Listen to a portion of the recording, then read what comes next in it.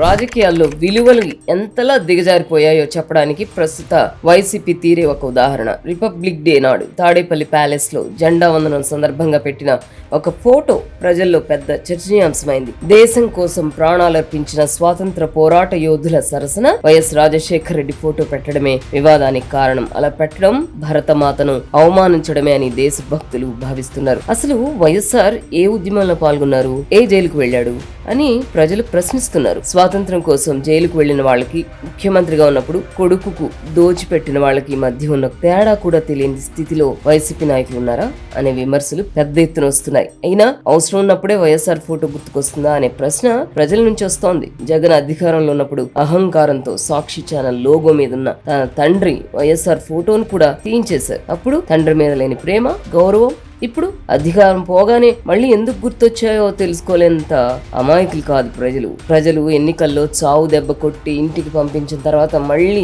Sentiment రగిలించడానికి పాత ఫోటోలను, పాత నినాదాలను బయటకు తీస్తున్నాడు జగన్మోహన్ రెడ్డి. ఇప్పుడున్న పరిస్థితుల్లో అధికారం కోసం ఎంతకైనా దిగజారడం, ఏ అబద్ధాన్నైనా నిజమని నమ్మించడం జగన్మోహన్ రెడ్డి నైజంగా మారింది. తమను తాము త్యాగమూర్తులుగా చిత్రించుకోవడానికి వీరు చేస్తున్న ప్రయత్నాలు ప్రజల ముందు నవ్వులు పాలవుతున్నాయి. వ్యవస్థలను అడ్డం పెట్టుకుని దోచుకోవడం, దొరికిపోతే రాజకీయ కుట్ర, కక్ష సాధింపు రాజకీయాలు అని సాకులు చెప్పడం జగన్ కు అలవాటుగా మారింది. ప్రాణాలు పణంగా పెట్టిన యోధులకు, ప్రజల సొమ్మును పక్కదారి పట్టించిన వారికి మధ్య ఉన్న తేడా ప్రజలకు తెలుసు. ఫోటోలు మార్చినంత మాత్రాన చరిత్ర మారిపోదు. ఇటువంటి చిల్లర రాజకీయాలు జగన్మోహన్ రెడ్డి ఇప్పటికైనా మానుకుంటే మంచిది.